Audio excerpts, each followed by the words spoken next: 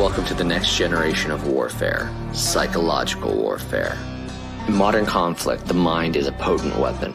Discover General Michael T. Flynn's groundbreaking guide, The Citizen's Guide to Fifth Generation Warfare. Unlock tactics, strategies, and the mindset to navigate this cognitive battlefield that we all find ourselves in.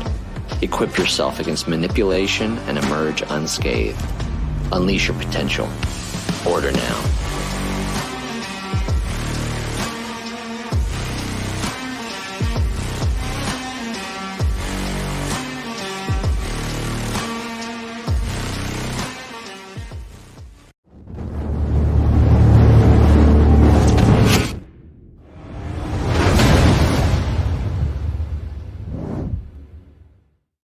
I hope you're fired up. This is the Alpha Warrior Show. I'm your host, Alpha.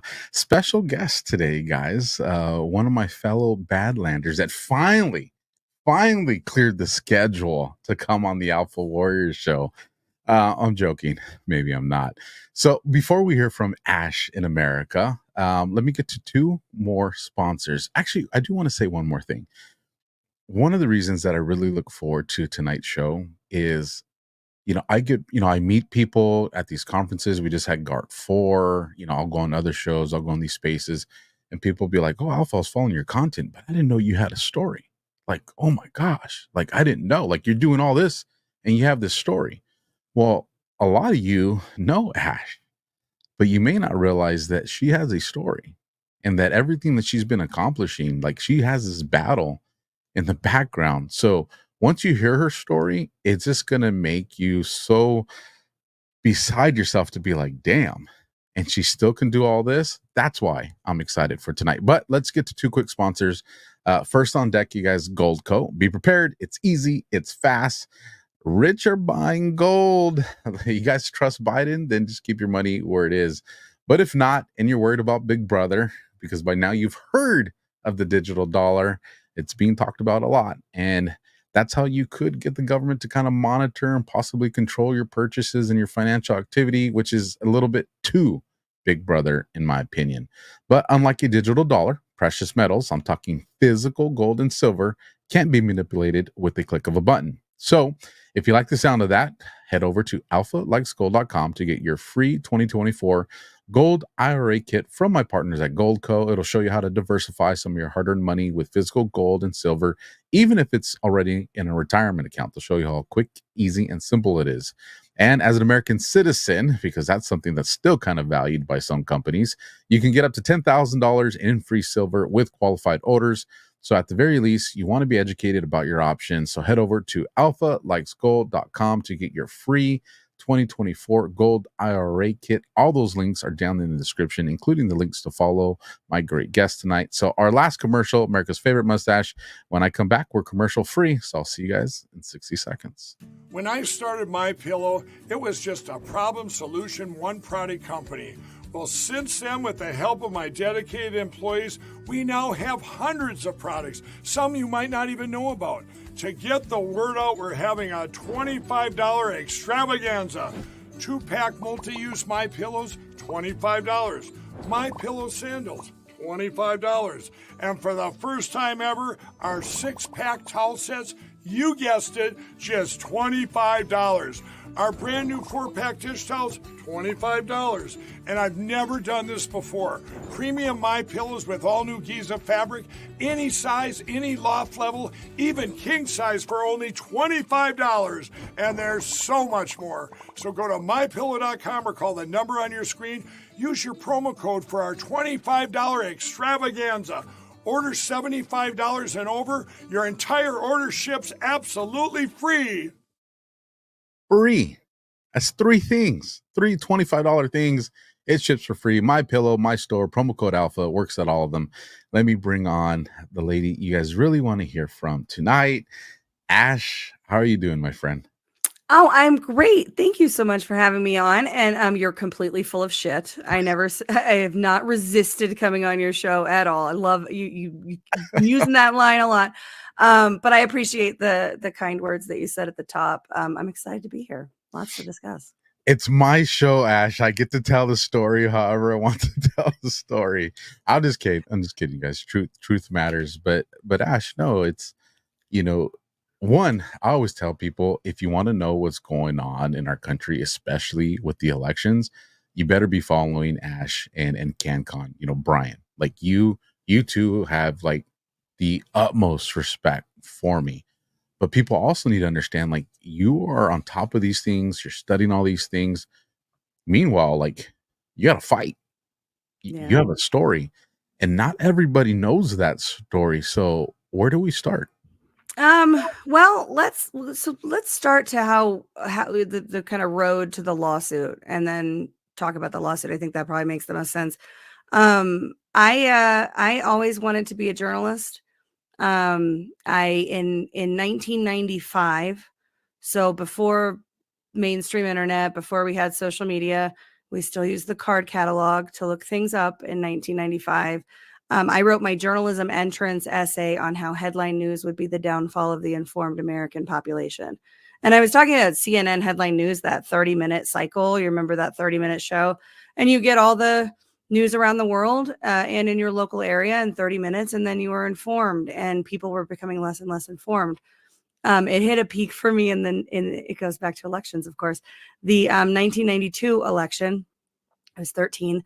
My parents were really struggling with Bush versus Perot.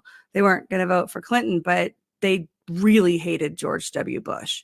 And they were struggling with this decision. And I watched the news as a kid. I loved current events assignments. And, the news made me feel grown up and informed and, smarter than I was. And so I watched. And what I remember distinctly is how the news was saying anybody that would consider throwing their vote away on a third party candidate is you're just throwing your vote away. That's just crazy. Nobody serious would consider that. And I was seeing my parents seriously struggle with that decision. They ended up voting for Perot twice.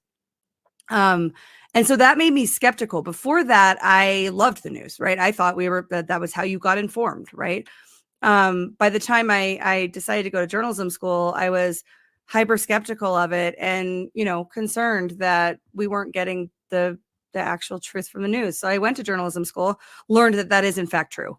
Journalism 101, first day of school, you learn that all of the media is owned by a handful of companies. I think it was 6 at the time, 1997 when I went in to school. And by the time I got out of journalism school, I went into business because I was like, this is a rigged game. I went in idealistically thinking it was solvable, right? We can bring objectivity back to journalism. Can't do it. No way of foreseeing new media, right? It's crazy that it comes back around, and now I'm in, I'll be 45 in June, and I'm now for the past 2 years doing journalism, essentially, and a lot of punditry and just being an asshole on the internet because can't help who I am. But so I, went into business, was in corporate America. I got really involved in the Tea Party because I saw the communism. The language on the 2008 campaign trail, 2007 Obama was a seductive guy, right? And everybody was, and I'm a bit of a contrarian. And so I was listening to Glenn Beck back then, the chalkboards and all that kind of stuff. And I was real involved in the Tea Party. And then in 2011, I was very much on Michelle Bachmann's campaign trail and very excited about the people's choice for president, and watched the Republican Party. And I was a flag waving Republican, full on cheering on the wars and everything in the wake of 9/11, like have to do penance or something.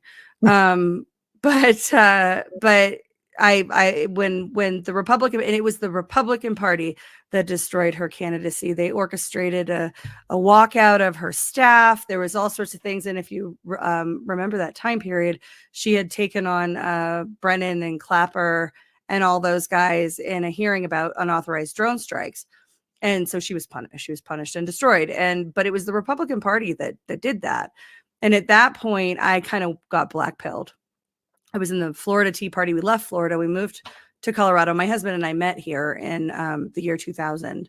And we moved back, and I was like, I'm done. Like, I became completely uninformed from the news, which probably means I was, more informed than I was after watching the news, but really didn't pay attention at all to Obama's second term. I mean, I probably bitched about some stuff, but I wasn't deeply involved, wasn't active, organizing or writing about it or anything. And then came Trump. And I wasn't a huge fan at the beginning of Trump. I thought he was a secret Democrat. I thought he was, just like this was a kind of a master troll, right? Like it just didn't feel real. I was all in on Ben Carson. My family was all in on Ted Cruz. We had those battles, but like Trump wasn't a serious contender until he was.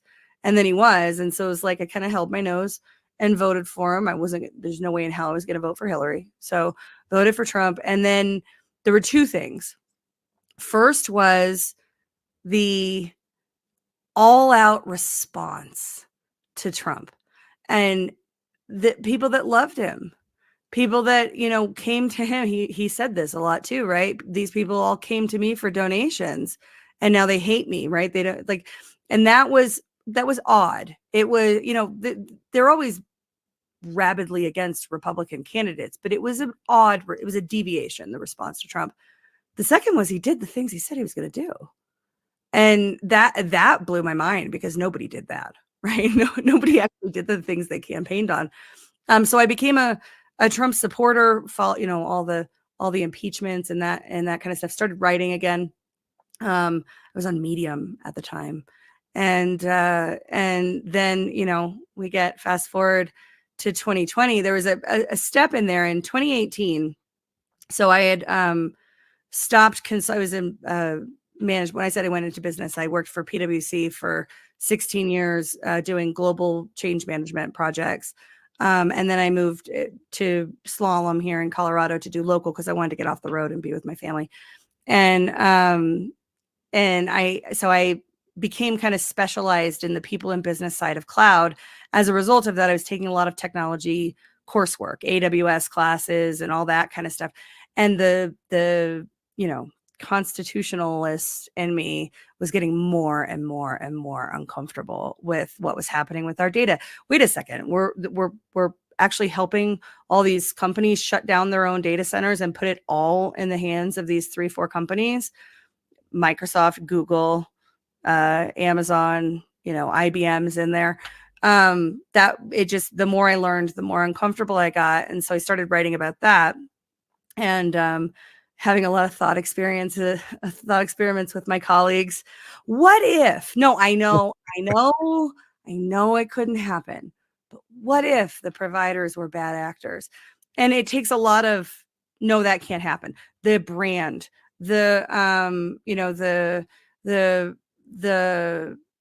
security protocols are too great in place. They could never get away with something like that. Well, hang on a second. Couldn't they just run a string of code at the data center level? Well, maybe, but you'd have to have this and that. You finally get them to the answer. And this is all technologists that are being intellectually honest. If the providers are bad actors, we're fucked. That's the answer, because they own the servers. They have it's literally a pinky promise of trust. So that had me kind of, in the middle of Trump's term. I was real focused on the data freedom kind of side of things. And then the election happened and everything in my life went on pause because the freaking election was stolen. So what a significant moment in that timeline. Going back to the part where you were talking about Obama. So I've shared it a few times, but I was a sucker on the first one, you guys. I bought off on that because he spoke in a way that I allowed myself to get emotionally manipulated. Hey, here's a guy that's finally talking the way we want. Then he became president and he started to attack my wallet. And I was like, whoa. And I remember thinking my medical package for my family has not changed, but now I'm paying an extra $600 a month. And, cops and firefighters, we talked and they were like, well, the most you can charge for what they were charging for ambulance rides was $2,000 here in Cali. However, if somebody's on the social services program, they can send them a $2,000 bill. Social services only pays them, it was like $680. Like, that's all you're going to get. Yeah. So all these, costs that were not getting covered got put onto people like us, hardworking people, Americans. And I remember it was one of the first things to get me to start paying attention more to politics, because I started realizing I voted for the very thing that's kicking my ass right now. And I was pretty pissed about that. And so, it went on, but then comes along Trump, and I was a little bit different because, he was very pro cop and, at the very onset. And I was like, hell yeah. Cause like this dude over here is a douchebag, right? Like, I love this, he's taking pictures. And I think back, I mean, we're talking 2020, Ash, or 2016 and 2020. Like, that wasn't that long ago. Like, we're not talking like 20 years ago, 30 years ago. We're talking one election cycle ago and then one election cycle before that. But look at how much has happened that has literally changed the entire direction of our lives. And that's why I want to know your story, and I want my audience to hear it, because, glass half empty, glass half full. Is Ash where she is today if things don't unfold the way they do? And I guess we got to hear it from you. Yeah, I mean, I don't think so. I think there's many moments in the past, certainly since 2020, that have changed the trajectory. And you mentioned Obama. Like, we are days away from fundamentally transforming the United States of America. That was what he was saying on the campaign trail, and everybody's like, "Yay!" It's like, wait a second. Okay, so these election gets stolen, and this is kind of the lead into the lawsuit. Saturday after the election, November 7th, the day that they declared Joe Biden the winner, I had to go protest. Like, it was just like, driven by a motor, had to go protest. But because they had just declared Biden the winner, Antifa was taking a victory lap in Denver. And Denver, in 2020 was very dangerous. And so I went to Colorado Springs. Really incredible protest, that first one. There was counter protesters. There's like a rainbow clown on roller skates and all this kind of stuff. And there started to be a scuffle, and the cameras were, you had all the mainstream people right there on the scuffle. And the scuffle ended with the people from both sides. Like, it was one of the guys from InfoWars, I think, and one of the rainbow communists ended up shaking hands in the middle of the street, and the cameras turned away. Wow. And it was like, that was like one of those things. I was like, okay, we're telling one side of the story. So I went live on Facebook Live, and I hadn't been really on Facebook since 2018. I had Facebook, but I never used it. And so I had forgotten that I had like all these, professional connections on Facebook and everything. And I'm out there filming the protest. Lost a lot of friends that day. The following Saturday, I had to protest again. This time I went to Denver, met a couple other folks, ended up getting connected with, these people had talked to these people, and, meeting a group of about 5 of us. And by the third Saturday, November 21st, we realized that we had kind of a unique set of skills between us. One of the people worked with optical recognition software. Another person was a coder. I worked in, large scale change and communication. There were other skill sets involved. And we said, hey, we should kind of organize. So we started bringing pads of paper to the protest, and people would, write their information down. Somewhere in that third week, Holly, who is one of my co-defendants, my other co-defendant in this lawsuit is Colonel Sean Smith, who most people know. I'm sure your audience knows Sean. And so Sean wasn't involved up until this point, and Holly was just involved at this point, online. Hadn't been at the Capitol, but she bought a license to a project management software. She's like, I want to check this thing out. We were using that. She was a poll worker. They were using that in the GOP.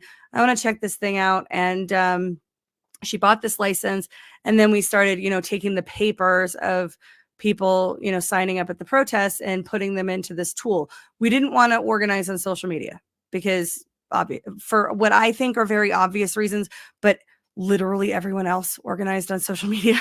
And so, like, I don't know if you lived through the whole like America First audits thing and all of that. Like, it was anytime something started to get a little bit of momentum, it would be smackdown, right? There was always some drama, something.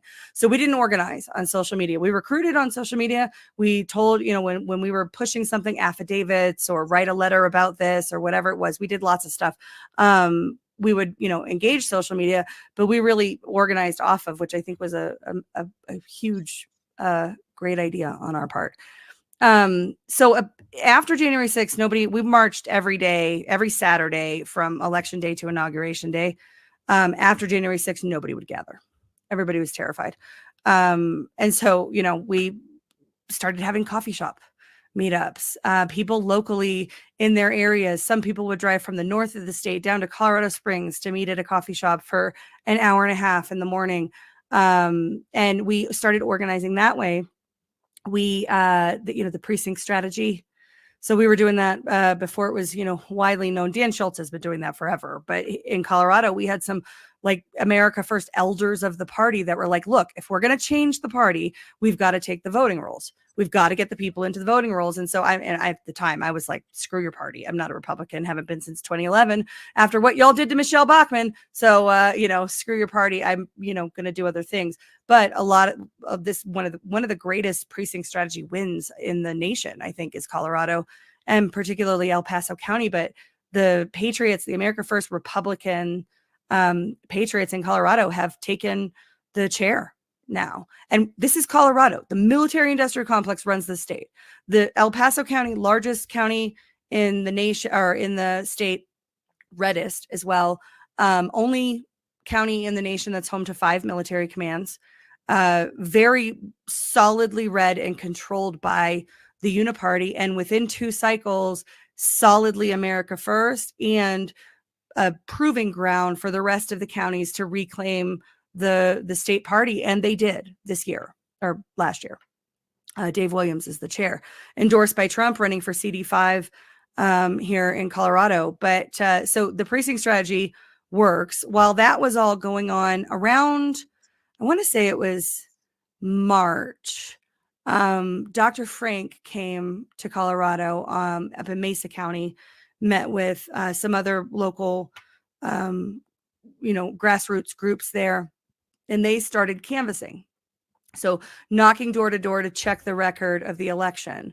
They started doing that, sharing their story. Other people on this side of the mountain range decided that, other counties wanted to canvas as well. And so our little group that had started said, hey, let's, figure out a way to do this, put standards around it, make sure it's lawful, make sure it's designed in a way, that is sound.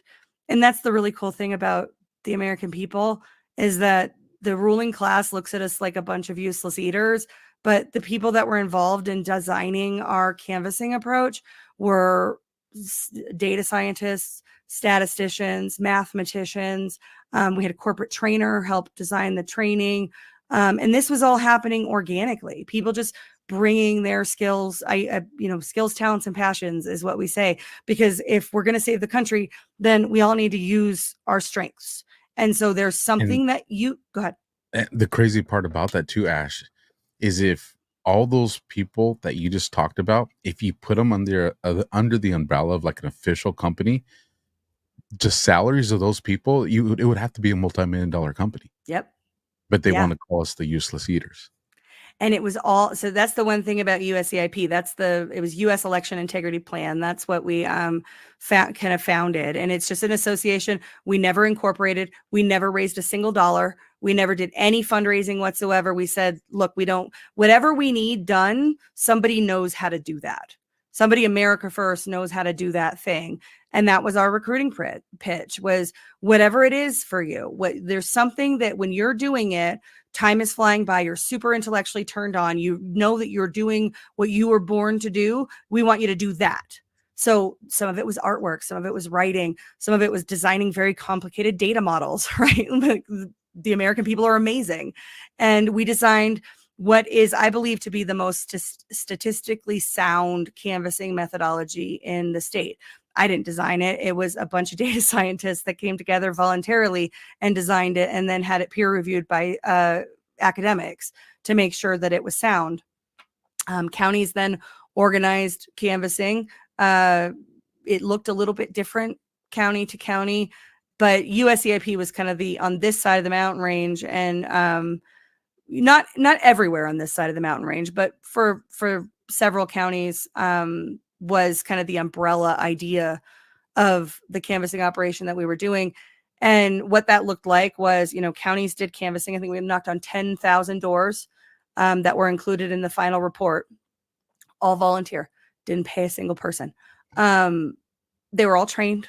The training was developed by, the people that were building the process, and then put through a corporate trainer work to make the training sound. And what was crazy about the training was, because I attended a training, and it was planned for an hour, and it took 2, because people so just needed to talk. When you get people together and it's like, oh my God, I'm not alone. And like, we just need to kind of talk this out. And then we'll get down to the training and do the door knocking. We had great experiences. What we ended up finding, so let me go back to the process. So we knocked, in the counties, led by the, county leadership. Sometimes that was a GOP group. Sometimes it was some other grassroots group. Sometimes it was a group that formed just about elections. It kind of varied all over the state, the way that it worked, and the level of participation and what people were able to do.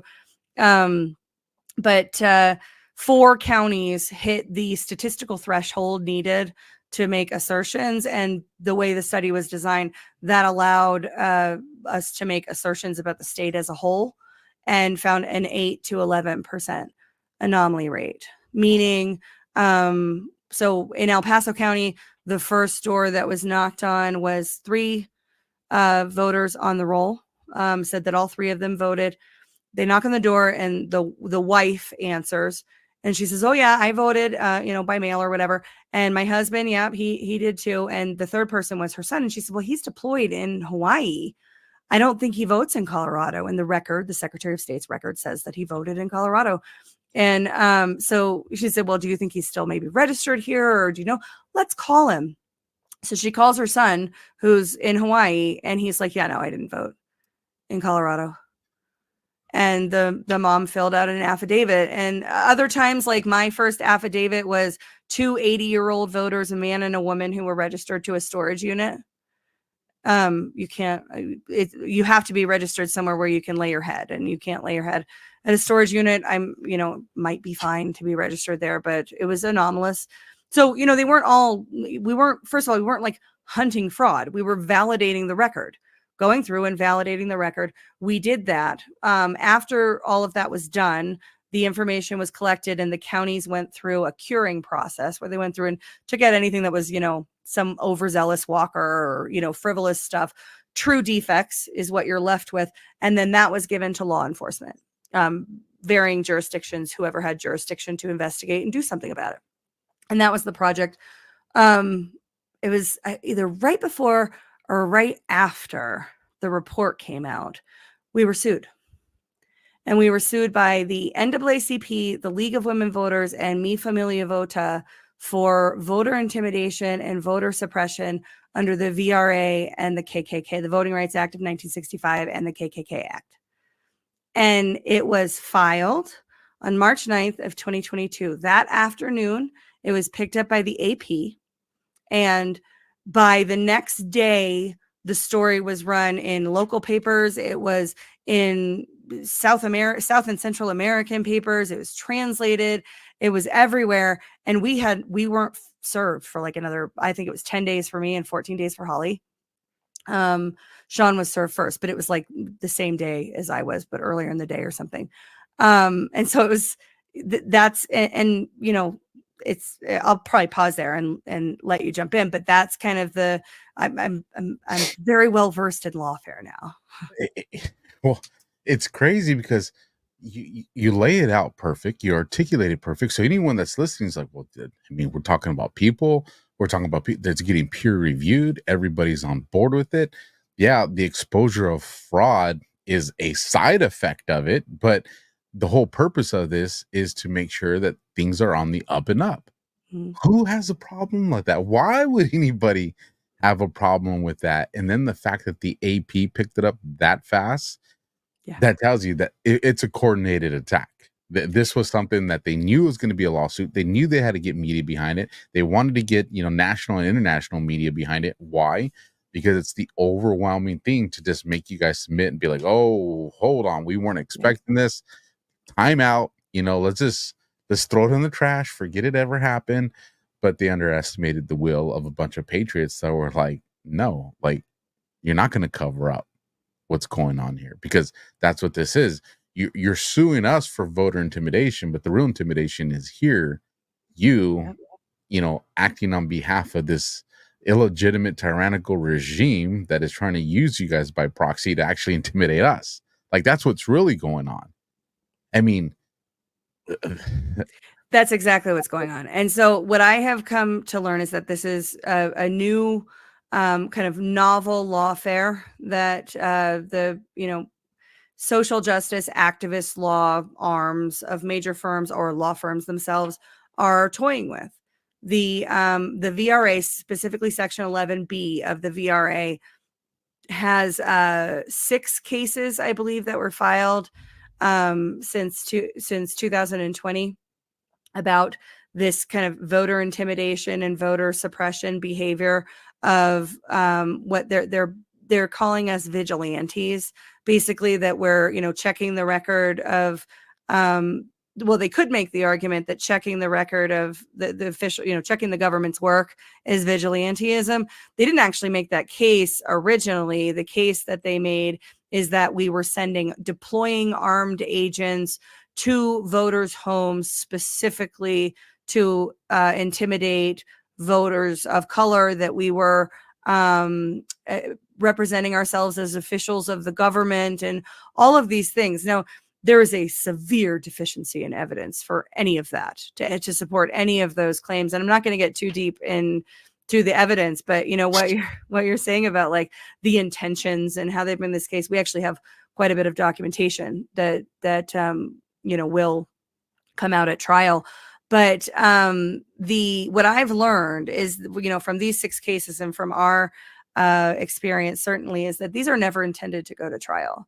It is an intimidation mechanism, and it's 3 major fundraising opportunities for them, maybe more, but 3 certainly, with each case. And so you have the initial filing, you try it in the court of public opinion first, you generate all these headlines, you raise a bunch of money, right? Then the next step, a couple months later, they go for the TRO. They want to get their injunction on your behavior. And we're an outlier on this because the majority of the time they get the TRO. We had, I think, grace of God, an honest judge who said, you guys don't you're asking me to stop their lawfully protected behavior and you're not showing any proof. Like, if this is true, you should have some pictures from your members, right? You should have some complaints. You should have some stuff. And they're saying, well, we can't prove our case unless they give us all of their information. And the judge was like, no, we're going to have a hearing. And then, they withdrew the request for a TRO and the hearing was vacated and the process went on. But the TRO, usually they get it. The majority of the time they get it. Headlines, raise a bunch of money. And so then, their end game is the consent decree. That's what it looks like from a plaintiff side. From the defendant side, you get served, right? We found out we were being sued by the press. A reporter called Holly and felt so badly for her, he gave her a copy of the filing because we didn't have one, right? And he was like, wait, you really don't know what I'm talking about? And she's like, no, I have no idea what you're talking about. So he sent the filing over. You find it and you're like, oh my God, this is horrifying. This is going around the world right now. It's being translated into other languages, but I have rights. I have rights, damn it. I'm going to fight. There's no way that they're going to get me. And then they get the TRO. Now, in between those 2 periods, your coworkers are looking at you sideways, right? Your neighbors, your family members are maybe like, I knew this was going to come to this kind of stuff, right? And you're like, no, they're making it up. I'm totally going to fight this. And then they get the TRO. And then it's like, and their headlines are, see, a judge agrees with us, right? So they raise a bunch of money. You're like, oh my God, now I keep saying that this isn't real, but like, it looks real, right? And eventually the people cave and they sign the consent decree. And when they get the consent decree, then they get a whole nother headlines for it. We're saving democracy, give us money. And they make a whole bunch of money. And it's 3 times at the well for one case. And it's a playbook. So it's minimal effort for them. It's an absolute scam. And if there were real, if there was real intimidation, if there were people that were intimidated, if there were any of those things, maybe there's a case for a lawsuit, but you can't fabricate that stuff and make it up and file it in court. Apparently it happens all the time because nobody wants to fight these things and everybody ends up signing the consent decree. And what that looks like is we just saved democracy. We stopped these evil people from doing all of these horrible things. And then in teeny tiny little print at the bottom, according to the agreement in settlement, we have to say they did nothing wrong. Nobody reads that far. No, And yeah, nobody does. Or looks on page 26 for any retractions. yep. No one does that stuff. And they know. Because most people are going to look at this and be like, I don't have the money to fund this. When you start looking at attorneys, and then it's like, well, no, I'm going to stand on my moral principles and I'll go through to this. So what's worst case look like? Well, if they sue me, I don't have anything anyway, so they can't take nothing from me. And then you find out, well, they could put a lien on your home, on your cars, and they can take the little you have. So most people are like, oh, forget this. I don't want to be part of that fight. And it's the headlines. They knew to get ahead of it and put the headlines in there. Why? Because the court of public opinion is so important, especially if it's going to be, some type of civil trial that's actually going to have jurors or something like that. I mean, and I know firsthand, man, my heart hurts for you guys, Ash, because I remember when I heard that a cousin, a little cousin of mine, she's my blood, right? Mm-hmm. And I heard she said, oh yeah, our cousin, is a domestic terrorist. Like, what? It's just like, this is going to be awkward when we get together at family gatherings, because you bet I'm going to show up. But, and if media can have that kind of consequential effect on someone who's your blood, who loved you at one time, how do you think that their headlines resonate with complete strangers?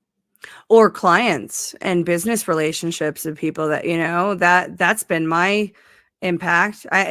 So the thing is, they kind of overplayed their hand with us, because they did all this massive harm to us at the beginning. And I was a management consultant, right?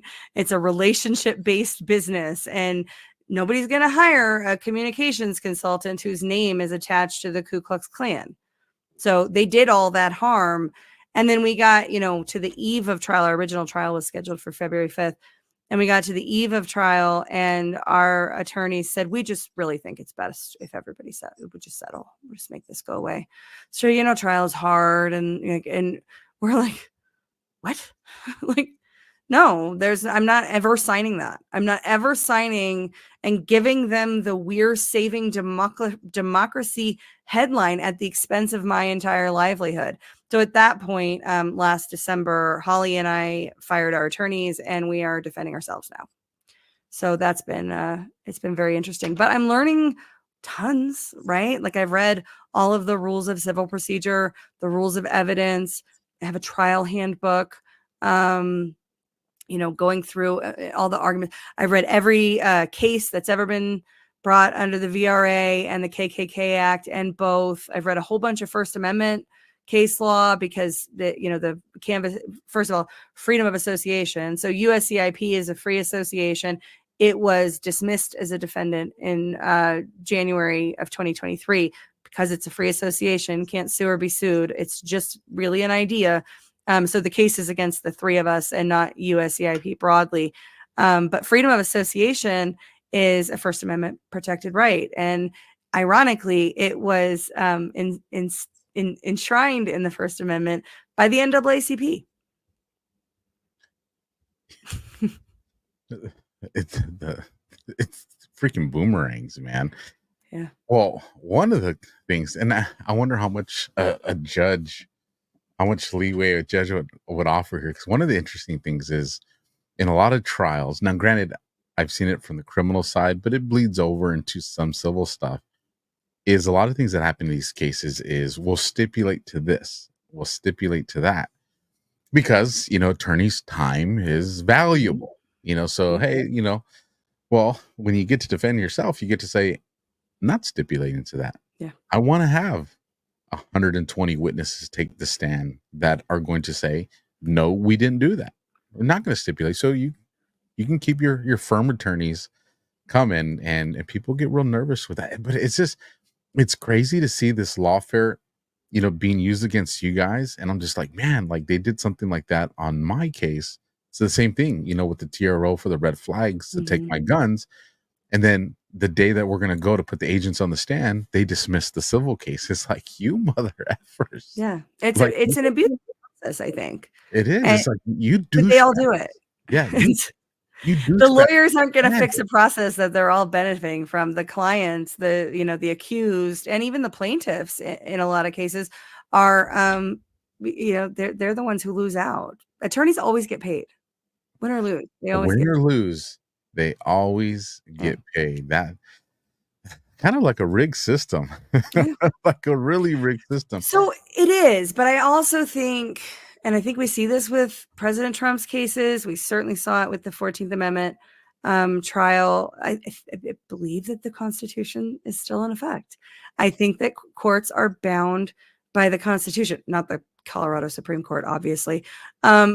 But there's an argument to be made that the attorneys on that case didn't fully make the case. They gave enough wiggle room for that to have to go all the way to the Supreme Court. They didn't fight the substance of the J6 report.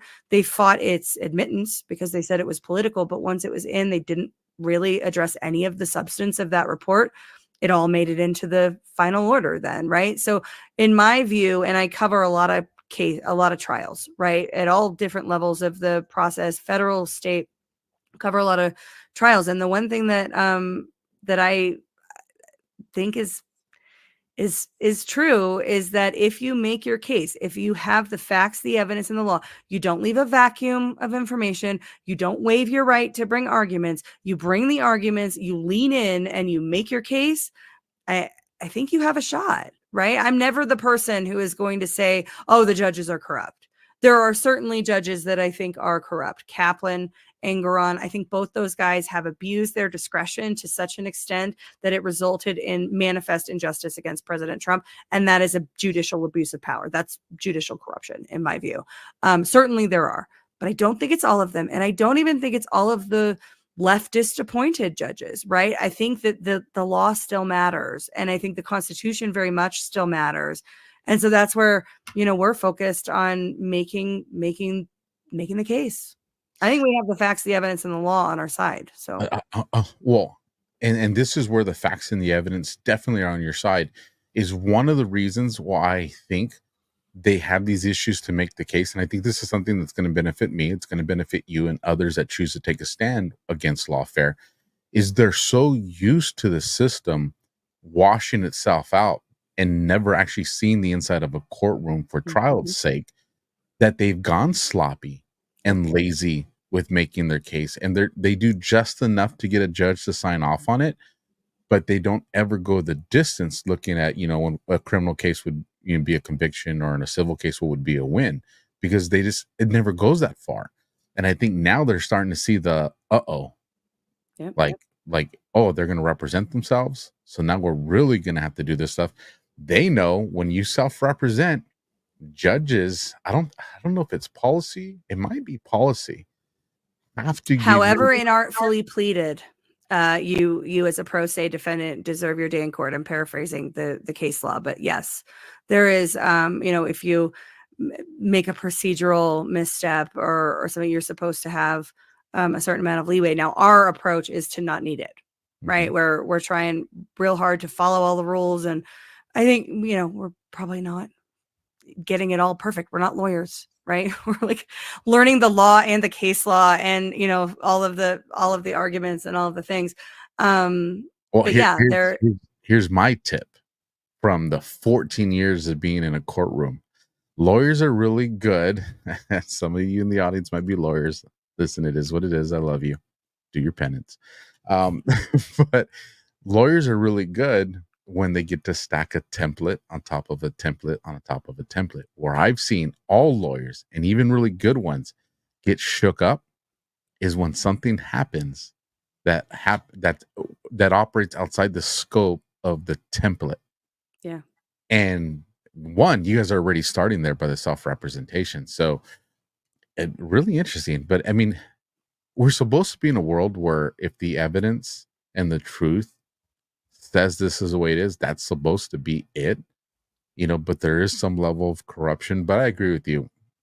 I think there are elements where, yeah, the corruption may get past this tier, but then it's going to get, it's going to get squashed when it gets to the circuit courts. And then ultimately, if there's corruption there, then it's going to get squashed when it gets to SCOTUS. Like our system was designed, not perfect, but near perfection, to make sure that, fraud could be mitigated. And I think when our forefathers did this, we can't eliminate fraud and evil. It's going to happen. We just need to make sure there's checks and balances, that it doesn't ever get so far that it can't be self-corrected. And I think all of our cases will see some element of that. So when's the next hearing for you guys? Where are you guys at in this process right now? So we are in the pre-trial process. We have our trial preparation conference on June 21st, and then the trial starts on July 15th. So we're doing, pre-trial motions, getting all that. There's, 10 different documents between now and, middle of June that we've got to have locked and loaded, and really have the entirety of the case locked down, all of the evidence that we're going to plan, all of those things. It's been such a learning experience. It's been miserable and horrifying, and I hate everything about this season, but I don't hate everything about this season because I've learned a ton. I have gained such great appreciation for certain aspects of our system that I didn't have before. I think that this has made me a better journalist when it comes to, covering cases and all that kind of stuff. I think I'm pretty annoying to the Badlands audience at this time, because like, actually it's rule da da da da da, and but there's I'm glass half full always, and so I can find the silver lining, but I also think that we need to make it so that this can't happen to other people. There are provisions in the rules and in the law to prevent the abuses of the legal system. They're just not often enforced against the left, right? Because the rules certainly matter for John Eastman. They certainly matter for Jeffrey Clark. They matter based on political ideology, it would seem. Okay. But we're going to push. We're going to push because the rules, if they're meant to matter, if the rules are really, the reason we know that we can trust this process and have full faith and credit in the judicial system, then the rules need to matter equally. And abusing those rules, violating those rules to keep litigation going because it's very profitable for you, it's not just against the rules, it's actually a crime. And somebody's got to make an example. Somebody's got to, show, because this is happening all over. Fair Fight versus True the Vote case that was resolved earlier this year or late last year. Very similar. They were doing ballot challenges, at the time of an election.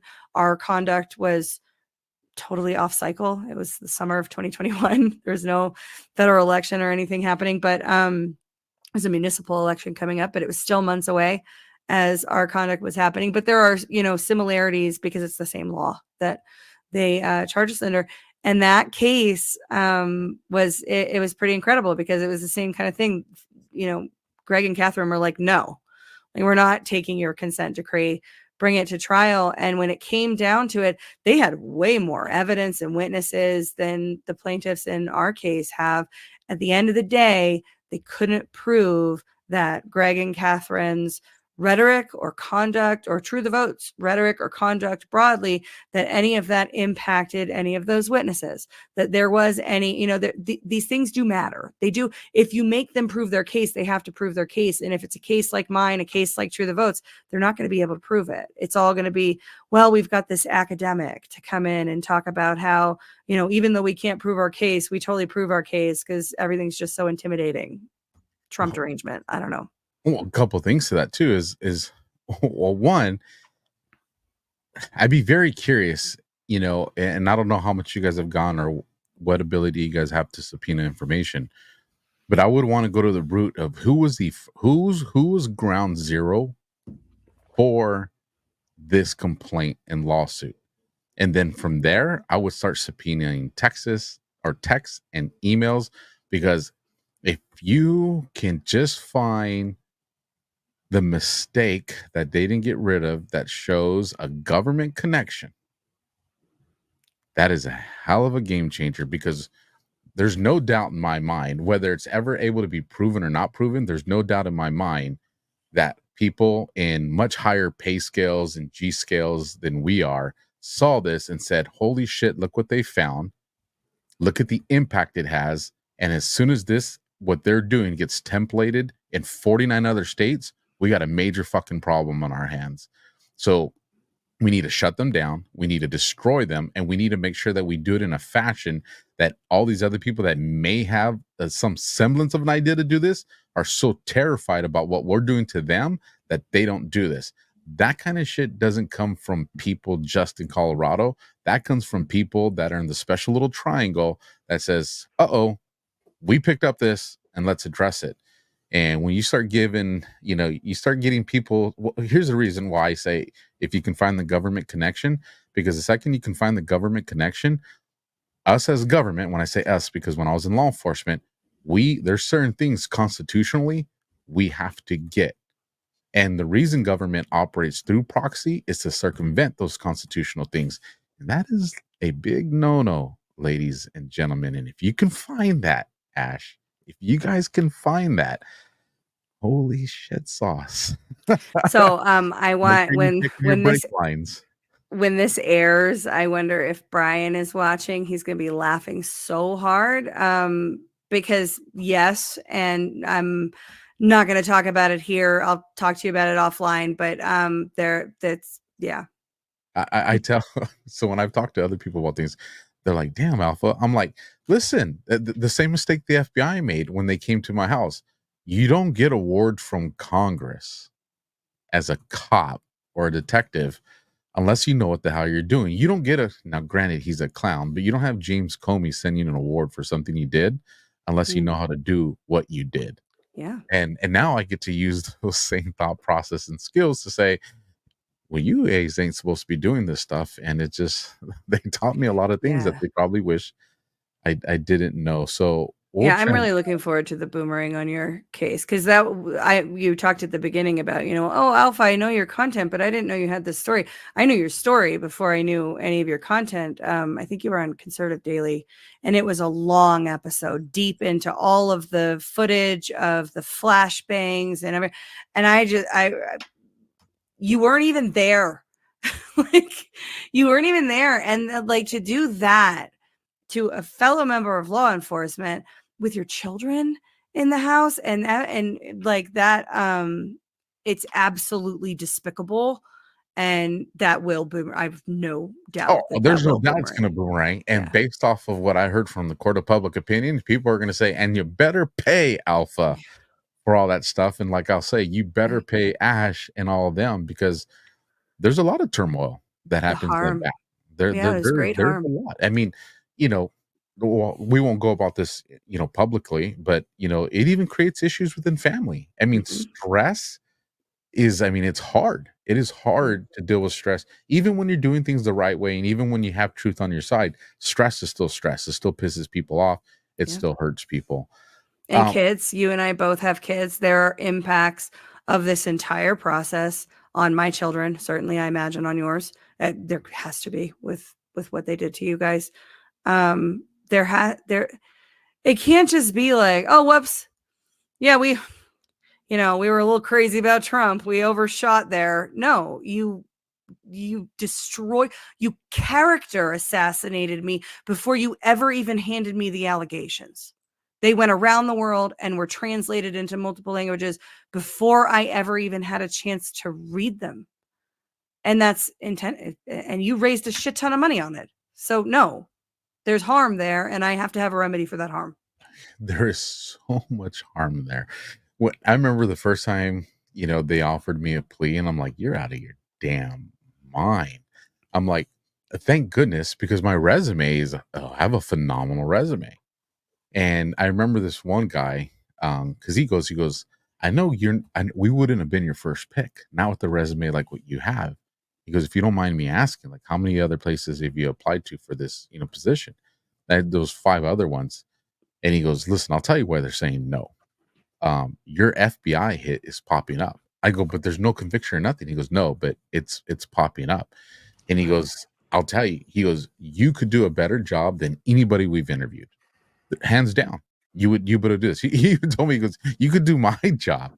He goes, the problem is because it's a kind of security style firm. Mm-hmm. So they have clients. And when you put a name on there that says the head of this, those people are going to research that, who that name is. He goes, and your name's going to pop up with domestic extremist probe. Yep. He goes, and for the kind of work we do, that would destroy us. So, he was very honest. And he even said, he goes, listen, I wouldn't apply at any more of the larger firms. He goes, because even at the end of this, when you win, he goes, if you win, when you come back, you're automatically going to DQ'd from all these firms because we still have our internal records. He goes, and it's going to show why we DQ'd you. He goes, so you just can't apply it anything good that you want in the future because you can destroy it now. That was crushing. Yeah. Ashe. It was like, I've been working since I'm 17 years old. And to be here, I mean, it was just kind of like you said, when you realize, when you went into journalism and you were like, this can be corrected. And when you realize it can't be, that was kind of my moment when I realized that, man, it's not even just about winning this fight. Like this thing has to be completely destroyed and removed, or every American can fall victim to this. I mean, you guys came up with a strategy that had so many people with talents and skills, as you explained, to do it the right way. It was done the right way. It yielded what was probably expected anyways. And rather than being hailed as heroes, rather than being picked up by multi-million-dollar companies that said, come over here, we love what you guys did, we want to mimic it. No, you were attacked, your lives are destroyed, and it's just like, we want to make it to be where you will not have a penny to your name and your children will be in debt when they grow up. That's how bad we want to screw you over. That pisses me off. Yeah, that's exactly right. But so there has to be, I think there has to be an example. There has to be a resistance to this, because if there's not resistance, and with the, I think, sole exception of the Fair Fight versus True the Vote, and then us, everybody settles because it's too painful. It's too much. I can, keep my head down for a couple years. Maybe this will go away and I can start to rebuild my professional career, et cetera, et cetera. Well, I can't really do that because no matter what, Denver business community is very small. The, firm that I worked for and through which a lot of my professional relationships in Denver is a major contractor for the state government. Right. So the character assassination is pretty complete in my chosen field. And I had to mourn that. I spent 20 years as a woman in a male dominated business, claiming to be a director in the largest professional services firm in the world. Great reputation, consistent performance reviews off the charts, very, very good at what I do. And now overnight, because the most, well-respected civil rights organizations in certainly the nation, probably the world, decided to character assassinate me, my career is gone like that. And maybe 10 years from now, I could, try to, but not at that level, not with that client base, not in those types of firms like you're talking about with the security firms. That's over. It's gone. It's done. And it's not over and done because of anything I did. I was always an out Christian conservative in corporate America. Everybody knew where I stood. But I'm respectful and I love everybody and I can work with anybody. And like I talked about at GART, being out of that world and now kind of inside this bubble, right? Like I hate this bubble. This bubble where we're constantly infighting and nobody talks to anybody outside the bubble. Like no, like why do we want to be inside this echo chamber? And I never really experienced the echo chamber until I left until I was no longer in corporate America. And then it's like supposedly everybody's on the same side, but it's very toxic. And it kind of makes me worry for the future when I see things like the Christine Ohm dog drama. So you're gonna have to fill me in on that because I've been seeing all the tweets and I'm just like, okay, she shot her dog, but was there a legitimate reason? Like, it killed chickens and tried to bite humans, and it was a working dog on a farm. So then she put it down. That's what you do to a working dog when it starts to behave that way. Like, well, apparently it means she's Satan because she killed a cute cuddly puppy. That's what I'm saying. They're making it seem like she was out like on a pet walk. And I was like, I don't want to have this pet no more. Boof. I'm like, okay, that would be crazy. Like, I'd be like, okay, that's, that's wild. But I was like, there has to be more to this story than people really are idolizing their pets. Somebody came in my mentions today and was like, there's no greater moral value of a human than a dog. What? And then she's like, all animals. I'm like, okay, so like a cockroach. If you accidentally kill an ant, should you be tried for murder? Like, what is this ideology of yours and how does it work? I would have like multiple life sentences because if an ant comes real close to my boot, I'm like, well, you just wanted to challenge danger. Any bug. Squish. Like, any bug that is in my vicinity is probably gonna get killed. You were asking for it. So one more thing on this, and then we'll transition because I do want to definitely take as much as I can from you on election stuff. But you said something right now, and I was like, I want to share this with you. When I've been talking to a lot of the people that have stories similar to ours, maybe not like our stories, but the severity of it is on par with it. And I hear their backgrounds and their intelligence and what they've accomplished. I'm like, man, this is the last person that should be going through this. But then when you look at it glass half full, I'm like, you know what? These are the very people that can be in these scenarios and beat them and come out on top. Like, these are the kind of people that are built for this kind of fight.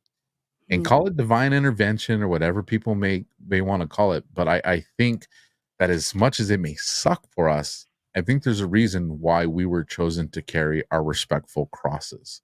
And I think when this plays out, we'll see how that works, because I've already had it in my mind. Because you guys always, if you hear me say it, I'm cop, Marine, right? You have contingencies for the contingencies and then contingencies for that. Yeah. So of course I have to weigh out what does worst case scenario look like for me, and how do I respond to that? And even in that scenario, I win, because all I have to do is be able to show the people that are going to fight behind me, you can survive it. Look at everything you're going to put them through. And they make it seem like you're if you lose, your life is over. And I can show them it ain't. It may be rougher, but you can survive it. And that may just be enough to get more people to be like, you know what, I'm going to take the fight to them too. And they can't sustain that. They can sustain these independent battles. Yep. They can't sustain a campaign to fight truth. They can't. It doesn't exist. Harrison Floyd out of Georgia, he's got the Statesman. He's amazing. He's so amazing. But the Statesman Fund, right? I think it's statesmanfund.org, is intended to fight lawfare. There is nobody on the right that is like the Mark Elias of the left, right? Like there's nobody that is looking at, even if it's not, so the left is trying to change the law. They're trying to reshape what things like intimidation and voting activity mean, right? They're trying to expand those things or shift them in some way. First of all, there's nobody doing that on the right, trying to restore the Constitution or whatever. Even if you're being reactive to that, like there's loads of law review articles that talk about exactly what they're doing with respect to my case and other cases like it. I don't see that anybody on the right, and I hate the left right thing, but like right side of the uniparty, right, is even recognizing that that's happening, right? That there's this coordinated attempt to change the definition of intimidation and expand voting activity and all that kind of stuff. Nobody's even paying attention to that. They're always reactive. Enter Harrison, who is like, no, we're going to do this. And, we'll probably need a few lawyers along the way, but we can train some vets to be paralegals and we can get the people involved and actually take the fight to them. Freaking hero, man. The guy's a hero. And I'm all in on it because that's exactly what it's going to take. That is one dude I do not want to be on the other side of. Oh, he's amazing. Like, I mean, he's a man's man. Like for one, he's Marine, a Marine's Marine, but the motivation that they put by what they did to him, it's just like, stand by for you guys opened up Pandora's box with this man. Like you're gonna get what's coming to you in a legal essence, of course, and I'm all about that. So you, like I said at the beginning of the show, for those that joined late, you and Can have my most respect when it comes to election stuff. Like, I'll listen to you guys sometimes, and I'm just like, don't understand any of that, but I understand the point of it because it was corruption. Give us the Reader's Digest, because I'm pissed because I still haven't gotten over that Time Life article where they told us how they stole all the shit. Like, I'm still pissed about that. Shadow cabal, they called themselves. Yes, I'm like, man, mocking us straight up. I'm like, you guys are dancing on my freaking grave here. Yeah. What if you had to explain it to a fifth grader from 2020 to now? What the hell has happened? Where are we at? Because I know a lot of the concerns people have is like, and I always tell people, listen, you got to vote. No matter how dire you think 100%. It is, you got to vote, and you got to drag people to vote. Don't let anybody change your mind. Don't mail in ballots. Don't get your ass down there, physically get on that stuff and vote. Like, you got to do that. We'll figure out what happens afterwards. But one of the concerns people have is like, well, we haven't really fixed anything. So how is there going to be a different outcome if we haven't really fixed anything? What's going on? What kind of wins have we have? Is there any little bit of light of hope that's out there? Okay, so yes, and we need to understand how we got here. So Bush v. Gore, year 2000, my first presidential election. I was glued to I was in journalism school, glued to the television for 38 days after that election, right? In the wake of Bush v. Gore, we got the HAVA Act. Now, the HAVA Act was ready to go. And, it's kind of the problem, reaction, solution that we see happen a lot in our society. But the HAVA Act gave us a set of rules and standards federally and some voluntary voting system guidelines at the state level. And off of the HAVA Act, the elections industry was born. So that is where we ended up with these massive voting systems providers, other services providers, technology providers like Runbeck. The public-private partnership model really came to life in elections after HAVA was passed.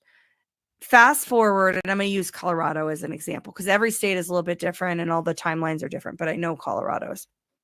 So in 2013, they brought about all mail-in ballots. No excuse mail-in ballots. Republican Secretary of State brought that in.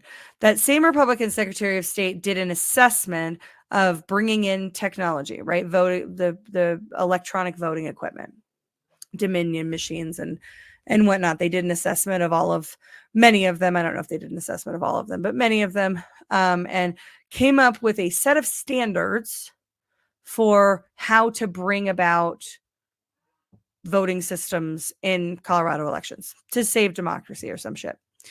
So his successor, guy named Wayne Williams. The Secretary of State I was just talking about is Scott Gessler, who was President Trump's attorney in the 14th Amendment trial. So the guy that did most of the arguing in the district court and in the Colorado Supreme Court. He was the one guy that argued at the Colorado Supreme Court. And then the U.S. Supreme Court was handled by Jonathan Mitchell, different guy. But he was the Secretary of State that brought us all mail-in ballots and gave us the standards for bringing about voting equipment. His successor then mandated Dominion machines across the state. Both of these guys are Republicans. Two counties sued, got the right to use different machines, but at that point, all of Colorado, all 64 counties are using voting machines. Then Jenna Griswold came in and didn't really change too much about the system. I think that her hygiene of voter rolls was wanting, and that's proved out by Judicial Watch versus Griswold, which was just signed a consent decree last year.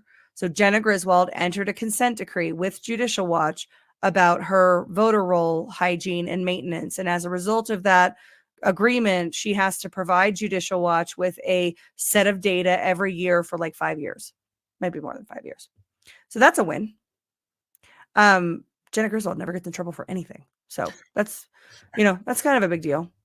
I wish they would have pushed it to trial. That would have been awesome. But, that's something. So we have then, okay, so we're at 2023. All right, so then let's back up. We'll go to 2020 now. Talk about your election. That's how we got here. In the state of Colorado, similar path for other states. We call Colorado the election fraud test kitchen. Some of these mechanisms were tested and tried out, in other states, refined first. We did give the risk limiting audit to everybody. That's a Colorado special. So you're welcome, world. The risk limiting audit is terrible. It's a rigged. It's a Potemkin village of assurance that our elections are free and fair. So 2020 happens, and we see for the first time Edison 0. Never happened before. Edison election night reporting goes to 0 at the same time that all these states stop counting, right? The election night reporting system goes to 0. And when it comes back up, the leads are inverted. That's unprecedented, had never happened before. We saw the F curve reporting where there was a massive injection. So the different data source, I think that one's Clarity. There's multiple data sources showing anomalies that we have never seen before. Now, in the run up to that, we saw states, as we know, changing their election laws without legislative approval and all that kind of stuff. Lesser known outcome of that is there were like 90 cases in the run up to the 2020 election.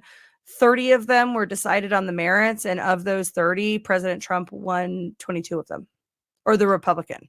President Trump or the Republican. This is the incredible work of Rachel Alexander, who working with some data scientists, I think at MIT and other places, did an assessment of all of these cases.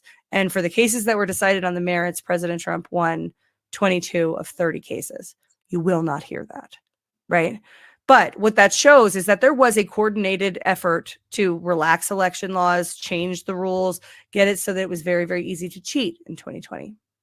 Now, some states have enacted, laws against harvesting, laws against changes to voter rolls and systems, other things. There are areas of the country where election procedures have been tightened up.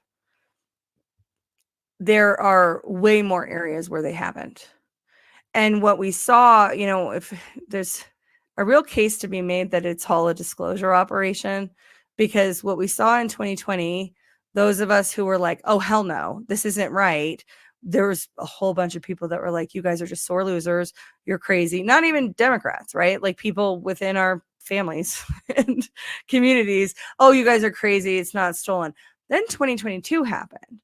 And the thing that I love about the 2022 election is that they had to change their tactic, right? So they couldn't initiate the the manipulation the same way that they did in 2020 because we knew what to look for.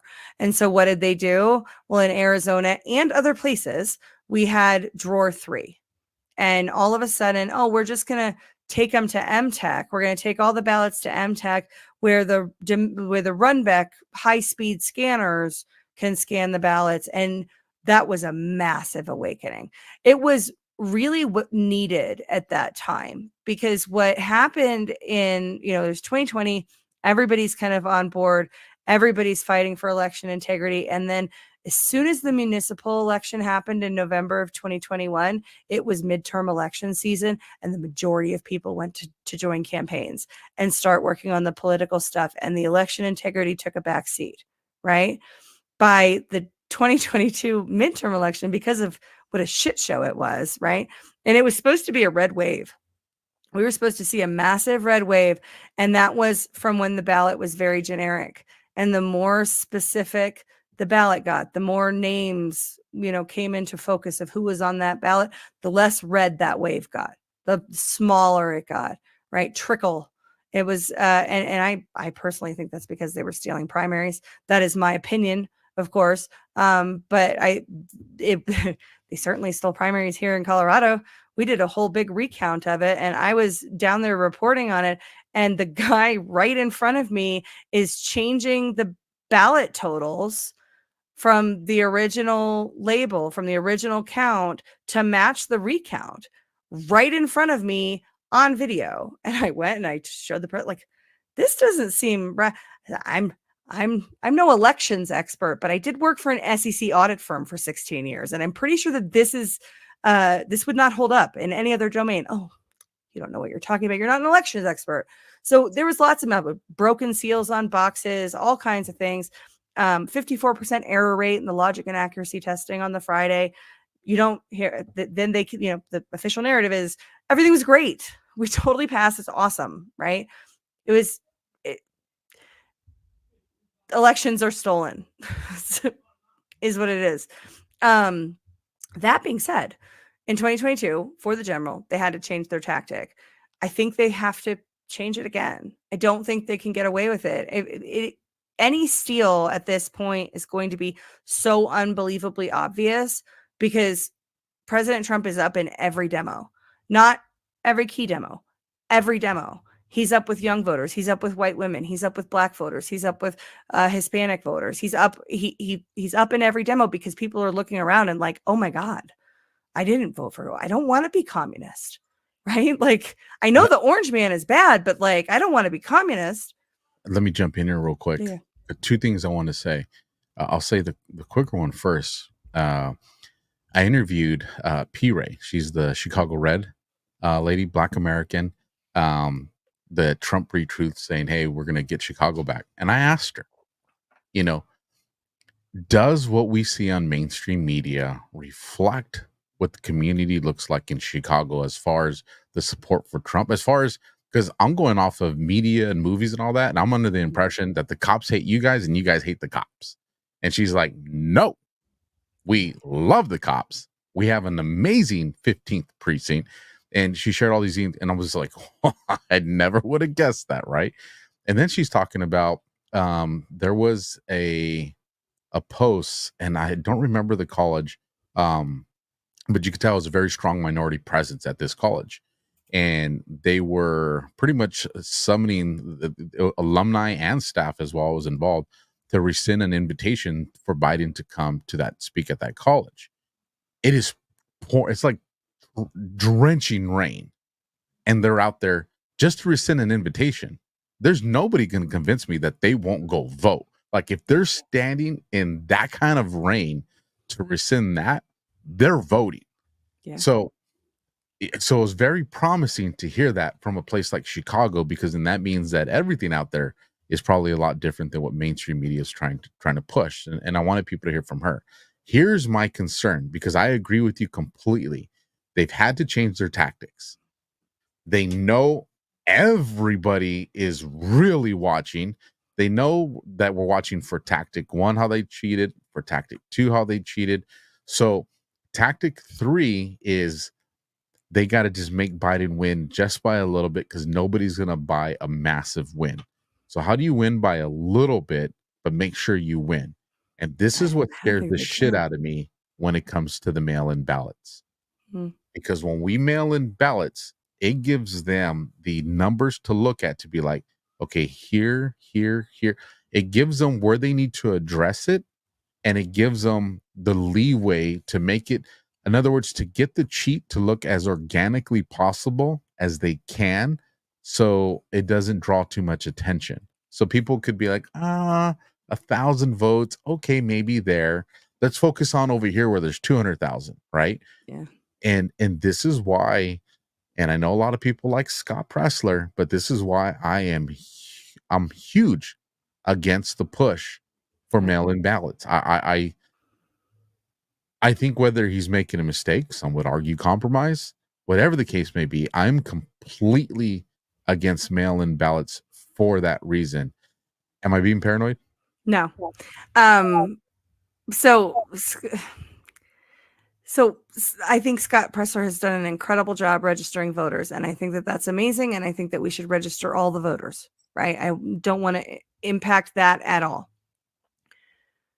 Early voting is the biggest issue I take with him. Mail-in voting, I don't, think it's wise. I hate ballot harvesting. It's going to be done as long as it's legal. I don't, I don't support it. I don't advocate for it. I'm not going to hang anybody over it, right? I'm not going to it's not a hill I'm going to die on. Early voting is a hill I'm going to die on. Early voting tells them the margins that they need. They don't even have to open the ballots. They know you that well, right? We're talking about advanced AI capabilities that we have now, and those vendors certainly have those capabilities. So early voting is where I think that the it's damn near sinister, and I can't say that he's making a mistake, because I've had the conversation with him. Brian has had the conversation with him. Clay Parikh has had the conversation with him. Sean Smith has had the conversation with him, and it's a decision that they've made. Oh my gosh, stuff happens on election day. Didn't you see what happened on election day in 2022? Don't those people wish that they had? So wait a second, you want me to stop acting in a certain way so that the government will stop beating me? Right? It's basically like, well, if you just changed your behavior, you wouldn't get beaten, right? What were you wearing? No. Early voting is bad for democracy, right? It's a threat to democracy, early voting. And I think people need to realize that. Yes, we can, make it more difficult for election officials on election day if a whole bunch of people show up. There may be lines. There may be, having to change the toner more and fix, clear the machines, blow out the machines more. Those things might happen. There's an argument to be made that we shouldn't be using that technology at all, because it's highly unreliable. And if you're putting a whole bunch of ballots through it and it breaks the machine, why are we using it? Because we were sold on it being more efficient and more accurate and all of those kinds of things. All of the arguments for why we have this system have gone out the window in the wake of 2020. That's a win. The majority of America recognizes the absolute systemic problems with our election system. I think it's 2/3. I know it's 2/3. It's actually probably more now, that are most concerned about government corruption, because the New York Times and Siena College told me that in October of 2022. They absolutely stunned themselves with their poll. I love it when that happens, when they get results that they don't know what to do with. And I don't believe all polls, but I think polls are important data points. And when the New York Times comes out with a poll that says 68% of all likely U.S. voters, regardless of geography, regardless of demographics, 68% are most concerned not about MAGA extremism or white supremacy or insurrection. They are most concerned about government corruption. The New York Times stunned themselves with that poll, and that was before the 2022 election. Oh, shit. That was 68% before the 2022 election. What is it, 95 now? I mean, how many more people are asleep? I was like, they probably didn't run it a second time. Yeah. They're like, nope. So Yeah, don't do that one again. We'll move on from that poll. That is that's something. Let me ask you this question. And I get it. I know there's a lot of people in the audience that, believe on, these good clandestine operations and taking place and all. And that's the case, great. But operating outside the scope of that ain't the case, and that it is what it is, and this is the fight that we're positioned with. Even though a lot of these states didn't make statewide changes, do you think there was enough changes in some of these critical states at the county level to have an impact? I mean, I think it depends on the state. So here in Colorado, the counties, some counties started asserting their statutory authority, and the secretary worked with the legislature to change the law and centralize the power under the state. So county powers are largely ceremonial in the state of Colorado, but I think we're ahead of the game on that. I think most jurisdictions still have county authority and statutory power. I think that there are some areas in red states that have shorted up.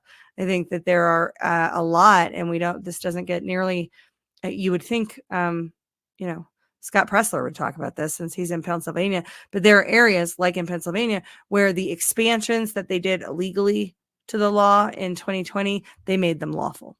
So, changes to make for all mail-in ballots. Well, now all mail-in ballots are lawful in those areas. So we need to, the people locally, you need to understand your state election law, and then specifically your county. I think that's a very important thing. Your county, certainly, how you vote, where you vote, what are the rules, those kinds of things. Every serious American adult needs to understand. There are, I think they're going to try. I don't think they're going to get away with it. Just because it's going to be the numbers are going to be so ridiculous, right? Let's say they take those 12 million illegals, register all of them, and then submit ballots on their behalf. I mean, it sounds like from some of the interviews, many of them are willing to vote illegally. I mean, they came here illegally. So, law doesn't seem to be a big high on the list. But let's say they do that. We're then talking about, Trump getting 100 million votes and Biden getting 102. Like, these are ridiculous numbers that are not going to hold up. And then it'll be like, oh my gosh, look, we just turned out so many new voters. And it's like, well, hang on a second. Let's go back to the census. Let's go back and audit these numbers. There are more people looking. And the bigger thing is, like, they really don't seem confident. To me, the people that are rabidly Trump deranged do not seem confident in their ability to secure a win for Biden. That's very interesting. Watching all of the states do the 14th Amendment stuff. Of course, Colorado going farther than anyone else in that regard, and then being smacked down 9-0 at the Supreme Court. It's that they've lost their damn minds, and the voters see that. So I think these are not the actions of confident people, right? The amount of lawfare that is specifically targeted at President Trump, changing statutes of limitations on sexual assault claims, so some very strange woman can make allegations with no date, no time, the wrong outfit didn't make sense, lots of details, and the judges just discretion here, discretion there. Oh no, this is fine. We're just going to make all this work. That's the corruption. That's what people see. And these, again, I don't think these are actions of people that are confident rather in their ability to pull it off. Again, they did it twice. I don't know that they're going to be able to pull it off again. It doesn't seem that way. But as you said before, we have to vote. There's a lot of folks out there like, oh yeah, vote harder, right? Like, I'm not going to participate. Okay, you're waiving your voice. You're waiving your ability to bitch about any of the outcomes if you're not going to participate.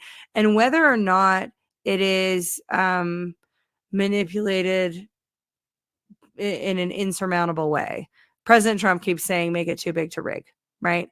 I think that's good advice. Everybody turn out, everybody vote. Don't do it early. Show up on election day and vote. Making it too big to rig, I think, is but even if it's not, even if it's insurmountable, elections are a battlefield, and we're not running away from the battlefield? Why are we yielding that territory? Why are we giving them that battlefield? I don't understand that. I agree with you. And one of the pushbacks, and so far, nobody has been able to counter me when I push this, because I'll get the guys that are, oh, well, you can't vote your way out of this. I go, I hear what you're saying, or, oh yeah, vote harder, daddy. Right. Yeah, I'll get that one. And I'm not voting. I'm not participating in the system. I go, yeah, you are. You can't make me vote. I go, you're still voting. What? I said, listen, if whether you show up or you don't, they're going to cast that vote for you. Yep. The only reason I'm telling you to vote is so when they cast that vote, we can identify the illegal, fraudulent transaction. But if you don't vote, we have no way of knowing whether that one was legitimate or not, because what are you going to say? Yeah. You're not even, how are you going to look for something that you didn't even, supposedly doesn't even exist? So for all those that say, well, I'm not voting. Yeah, you are. I'm telling you to vote for yourself and don't let the government vote for you. That's the point I'm trying to make. Well, and there are people that have moral objections to voting, right? That I understand that. My only ask of those people is check the record after the election. Make sure that a ballot wasn't cast in your name. And if it was, contact law enforcement, because like you're 100% right. We know from canvassing and from other, well, it just happened in Nevada in the primary, in the primary. I always say that wrong. And they get really upset about it, people that live there. They had folks that participated in the caucus and not the primary, and you could only participate in one. But people are wise to this now and went and checked the record. And sure enough, a bunch of them had ballots cast in their name in the primary, which seemed to only have the effect of inflating Nikki Haley's support. But that just happened. So if you are morally opposed to voting and you are not going to participate, I'm not going to, harp on you about that. Everybody's entitled to live their lives in alignment with their values. My only ask is that you check and make sure they aren't voting for you, like you said.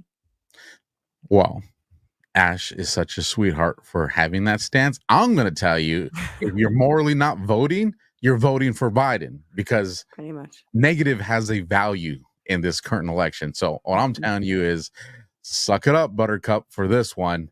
We got to pull in for this country. And then whatever moral objections you have, let's address those. But we can't address them unless we have a legitimate government. So yeah, agreed. She was nice. I'm not. Get your ass to the voting booth.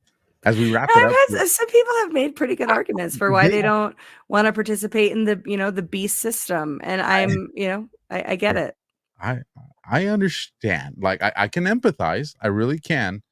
But what I'm saying is, like, let's just plunge into the heart of Satan and rip his heart out from inside. That's what I'm saying. Like, okay, yeah, the Marine Corps side of me, let's chew our way out of the beast. Let's not just be digested and then shit it out of the other end, because I'm tired of that. Yeah. Yeah. So, I mean, it is time for us to start fighting back in a meaningful way. There's room for civil disobedience. There's room for, strong rhetoric and redressing of grievances. I'm not certain. I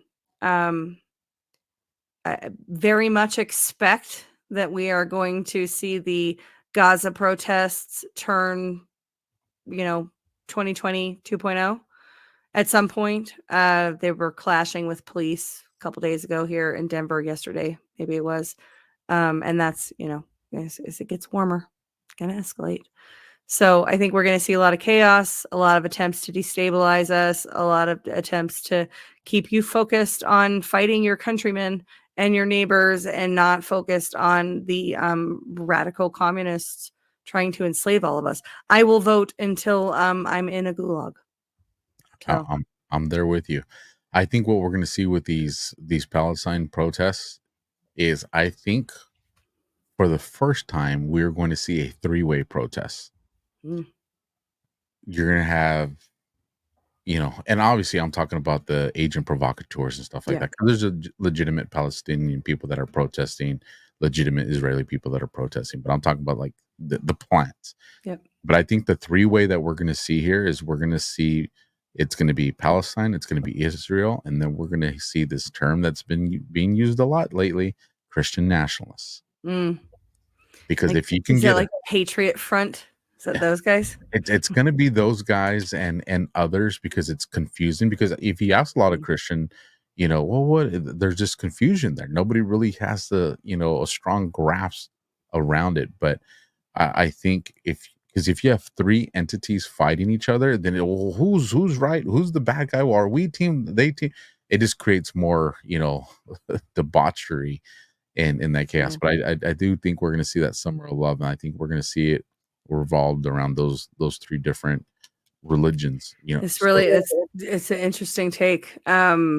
Yeah, we don't have at least not in the same way, the Proud Boy elements, the Oath Keeper, the militia guys aren't really out like they were prior to January 6th. So it's interesting to think about. I am opposed to Christian nationalism, largely because I don't think the church can govern itself, let alone the nation. And there is, we talked about a lot of this at GART, but the church looks exactly like the world. I think, and also, like, where in the Bible did Jesus say take over the government? He did. As a matter of fact, I think he said give to Caesar what is Caesar's. Yeah. Yeah, and in fact he said if what do I have to do, Lord? Keep my commandments. No, I did that, but what do I really have to do? Sell all your possessions and follow me. Oh, I can't do that. Whoa. Keep all your commandments. I was good with the first one. Let's rock. I'm good. I like that these things. So to wrap this up, I want to bring up some quasi funny, feel like talking a little shit, because I don't really get into the internet drama a whole lot, but this one irked me. So let me bring it on the screen for you to see what I'm talking about.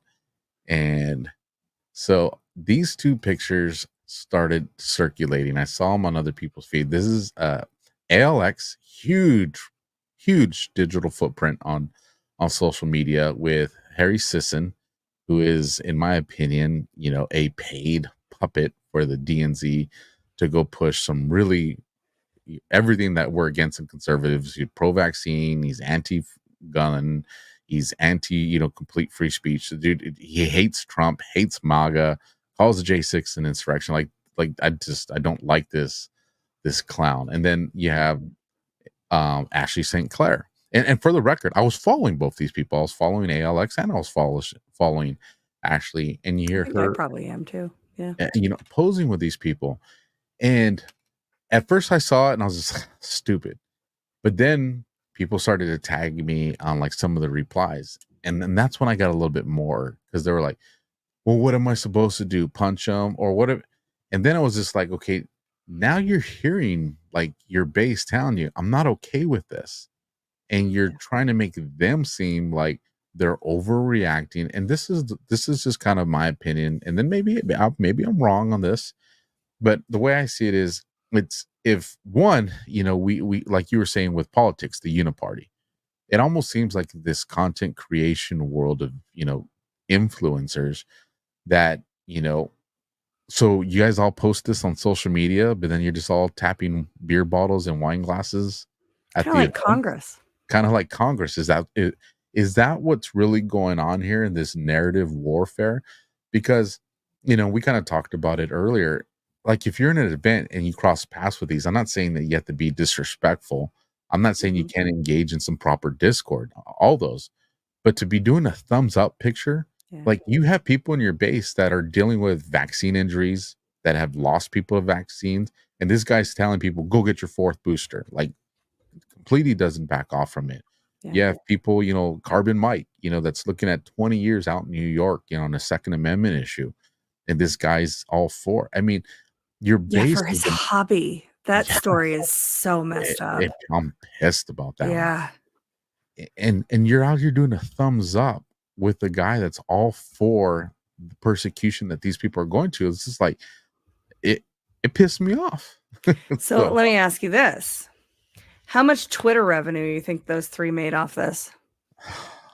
I'll say a significant amount. If you look at some of the ad share revenue things that people were sharing in the very beginning with much smaller footprints than either of these two, they were making some significant revenue.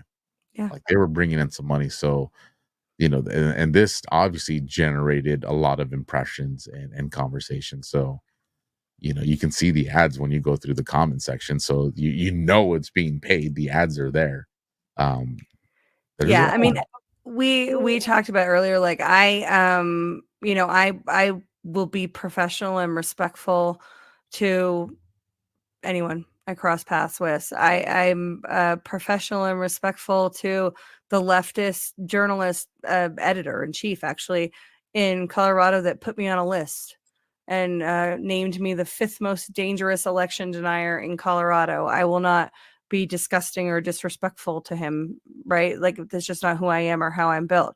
I'm also not going to pose with him and pretend to be friends and do thumbs up. And so I think that there's something strange about that. Now, maybe it really is that, it's just like Congress. The division is for show. It's for, whichever wing of the uniparty is paying them. And at the end of the day, they're, just pals in the background. Maybe. I think it's gross. But I can't get super bothered about it. The one thing I will get bothered about actually is, what Harry Sisson did to Sarah Fields is, I don't know how familiar you are with that, but he has gone hard at her and attacking her and her family and spreading, all sorts of things and all the kind of stuff that she's been through. And she's just continued to report on him and catch him in many, many lies. That I don't think should ever be supported. And I would never, especially, not to quote the UN, but the UN has come out and said one of the groups, intersectional groups that is most harmed online are female journalists. Female journalists can be dehumanized. They are very often, told that their opinions are worthless and don't matter and all of these kinds of things. And it often takes on a sexual tone. I think if you ask anyone that's a female journalist, we've all been the target of that. When low testosterone men don't like what you have to say, they generally think that they have a right to sexualize you. That's the kind of shit that we put up with. And Harry Sisson generated a lot of that for Sarah Fields. And so the Ashley St. Clair one, I really wonder about what's going through your head before posing with somebody who, is absolutely despicable, not just to people on the right, but specifically to journalists on the right. And he's a real scumbag. I also think he's, largely irrelevant. His followers are probably boomer age Democrats, right? Who think that kid really has something. And I can't imagine he's appealing to people in his own generation. I pray he's not. And someone had made the comment there. Well, you're all about, First Amendment and freedom of expression. I go, I am. I'm not saying that they don't have the right to. They absolutely have the right to do it. Yep. All I'm saying is there's a consequence to that judgment call as well. Like, you can come up to me and be completely disrespectful, but you say something about my little princess in front of me and you're going to go home with the learning experience. Yeah. Like, there's a consequence to these things. And I think, and you did say something that was kind of interesting. And I was like, think about it from that perspective. When we look at it, is just another version of what we see in Congress. And at this critical time, as we move into this final stretch going to the election, this is a pivotal time in exposing who are the uniparties within the, influencer community in order for people to direct their time and effort to the proper channels, like Badlands. Yeah. Shout out, right? Heck yeah. I guess we'll see. So, but I wanted to share that with you. Ashe, this was an awesome conversation. We could have had it such a long time ago if you just went and just saying. Where can people find you? You got anything that you're working on that we can look forward to? Yeah. So linktree.com/Ashe in America. If you want to support our legal fight, there's a link to donate there. I do, I think I do 9 shows a week on Badlands. And they're all listed, with the times and dates on there, as well as I do a Colorado show on Sundays at 2 on the Creative Destruction Media site. So you can check that out. I do a lot of writing. I write a monthly column and local paper here. So I kind of split my time between national politics and local Colorado stuff, but it's all there on linktree.com/Ashe in America. I am working on debunking election myths. So my first article is out on Badlands Substack last month. We talked about the cases leading up, again, leveraging the great work of Rachel Alexander, talked about the cases prior to the 2020 election. The next couple articles are going to be debunking the myth that there is no evidence of election fraud. The first one will focus on 2020 and the second on 2022. So those are coming soon. And then specific to elections, Brian and I do Why We Vote every Friday at 7:30 p.m. Eastern. On Badlands, and last week's show we did with Nate Kane was absolutely amazing, talking about Connick, talking about his fight in West Virginia. So everybody should check that out. Nate Kane you want to talk about another man with passion and Christ in his life. Ashe, one, like I said just a few moments ago, this was absolutely awesome. Again, for those of you who don't know, 22 years, Ashe and her husband. So congratulations. Thank you. On that. He must be a strong man to be able to put up with I call him my long-suffering husband. You guys, we ran this commercial free. Do me a favor, stick around for the end. Support the people that support this channel. Catch me and Ashe on Badlands. Go to badlandsmedia.tv. Find out where we are. Support the movement there. And get to GART number 5. Heck yeah. It's going to be so still fun. Available, you guys. God bless, Semper Fi, and good night, everybody.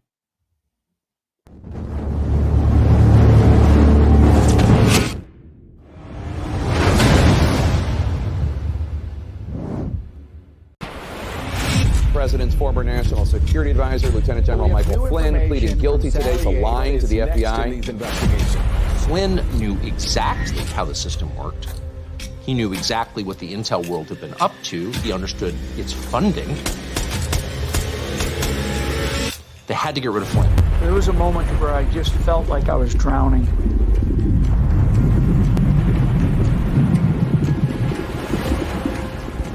So I'm in there with these other political appointees. They're all supposed to go in there and tell what they believe to be the truth. What they did was they took my assessment and they wanted me to change it. And I was like, I'm not changing it. He was, by definition, the most dangerous possible person for Donald Trump to hire. President Obama said, but I do have one specific recommendation. Stay away from Michael Flynn. He's bad news. Over time, instead of being pounded down below the surface of the ocean, we started to fight. I'm now above the surface.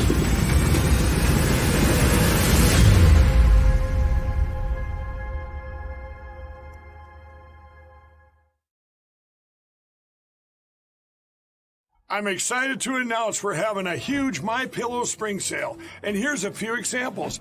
Buy one of our MyPillow 2.0s, you get another MyPillow 2.0 absolutely free. Made with cooling technology, the best pillow ever just got even better. And this just in, 9 brand new colors and styles of our Percale bed sheets. They're made with the finest long staple cotton, and now you can save 50% or more. That's as low as $24.98. And for the first time this year, I'm bringing you our My Slippers and Sandals for as low as $25 a pair. So go to MyPillow.com or call the number on your screen. Use your promo code to get your MyPillow 2.0s. Buy one, get one free. Percale sheets as low as $24.98. My Slippers and Sandals as low as $25 a pair. And for a limited time, when you order $75 or more, your entire order ships absolutely free.